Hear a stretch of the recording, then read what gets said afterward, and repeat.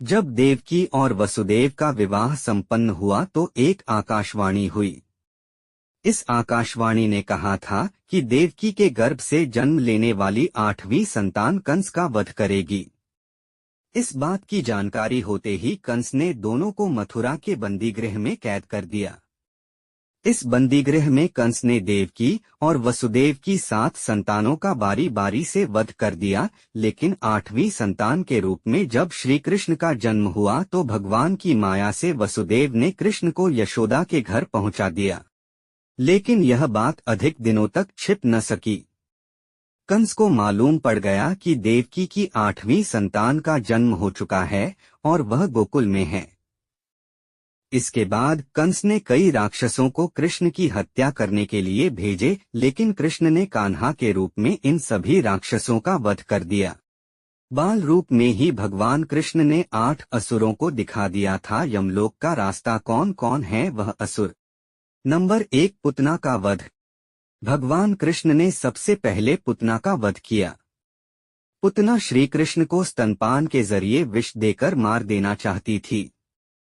पुतना कृष्ण को विषपान कराने के लिए एक सुंदर स्त्री का रूप धारण कान्हा के पास पहुंची। मौका पाकर पुतना ने पालने में खेल रहे कृष्ण को उठा लिया और स्तनपान कराने लगी। श्री कृष्ण ने स्तनपान करते करते ही पुतना का वध कर दिया। नंबर 2, तृणावर्त को उतारा मौत के घाट। पुतना की मौत की खबर सुनकर कंस क्रोध से पागल हो गया और उसने बदला लेने के लिए तृणावर्त नामक राक्षस को भेजा। यह शक्तिशाली राक्षस था जो बवंडर का रूप धारण करके बड़े बड़े पेड़ों को भी उखाड़ देता था। तृणावर्त बवंडर बनकर गया और कृष्ण को भी अपने साथ उड़ा लिया। इसके बाद श्री कृष्ण ने अपना भार बहुत बढ़ा लिया, जिसे तृणावर्त भी संभाल नहीं पाया। जब बवंडर शांत हुआ तो कृष्ण ने गला दबाकर तृणावर्त को मार डाला। नंबर 3, वत्सासुर का वध। कंस अब कृष्ण के खून प्यासा हो चुका था। उसने पुतना और तृणावर्त के बाद वत्सासुर को भेजा। वत्सासुर एक बछड़े का रूप धारण करके श्री कृष्ण की गायों के साथ मिल गया। कृष्ण उस समय गायों का चरा रहे थे। कृष्ण ने उस बछड़े के रूप में दैत्य को पहचान लिया और उसकी पूंछ पकड़ घुमाया और एक वृक्ष पर पटक दिया, जिससे उसकी वहीं पर मौत हो गई। नंबर 4, बकासुर का वध। कंस ने वत्सासुर के बाद बकासुर को कृष्ण को मारने के लिए भेजा। बकासुर एक बगुले का रूप धारण करके श्री कृष्ण को मारने के लिए पहुंचा। बगुले ने कृष्ण को निगल लिया और कुछ ही देर बाद कान्हा ने उस बगुले को चीरकर उसका वध कर दिया। नंबर 5, अघासुर का वध। अघासुर पुतना और बकासुर का छोटा भाई था। अघासुर ने कृष्ण को मारने के लिए विशाल अजगर का रूप धारण किया।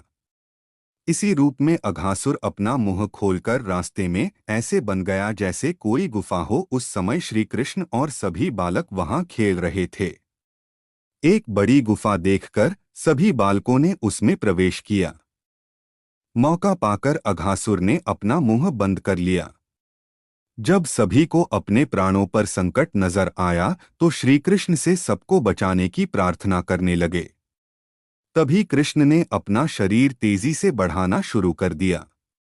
इस कारण अघासुर को सांस लेने में परेशानी होने लगी और अंत में भगवान ने उसका भी वध कर दिया। नंबर 6, यमलार्जुन को श्राप से किया मुक्त। कान्हा बचपन में बहुत ही शरारती थे। कई बार माता यशोदा श्री कृष्ण की शरारतों से परेशान हो जाती थीं।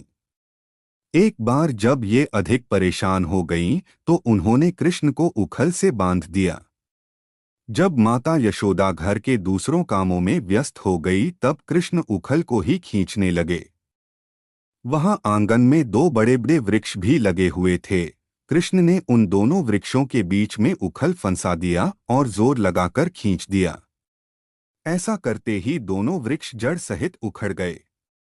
वृक्षों के उखड़ते ही उनमें से 2 यक्ष प्रकट हुए, जिन्हें यमलार्जुन के नाम से जाना जाता था। ये दोनों यक्ष पूर्व जन्म कुबेर के पुत्र नलकूबर और मणिग्रीव थे। इन दोनों ने एक बार देवर्षि नारद का अपमान कर दिया था। इस कारण देवर्षि ने इन्हें वृक्ष बनने का शाप दे दिया। जिस बाल लीला के दौरान श्री कृष्ण ने वृक्षों को उखाड़कर इन दोनों यक्षों को मुक्ति प्रदान की। नंबर 7, केशी का वध। केशी घोड़े की तरह शरीर का राक्षस था, लेकिन ये घोड़े से 4 गुना बड़ा और शक्तिशाली था। केशी ने अपने अगले 2 पैरों से कृष्ण पर प्रहार किया, लेकिन कृष्ण ने उसके पैर पकड़कर उसे जमीन पर पटक दिया और उसके जबड़े में हाथ डालकर उसका गला बंद किया। नंबर 8, धेनुकासुर का वध। धेनुकासुर और उसका साथी विशाल घोड़े या गधे की तरह शरीर के थे। वे दोनों ही भयानक राक्षस थे। महाराज कंस के आदेश पर धेनुकासुर अपने साथी के साथ यमुना किनारे गया। कृष्ण ने अपने बड़े भाई बलराम के साथ मिलकर उन मायावी राक्षसों का वध कर दिया।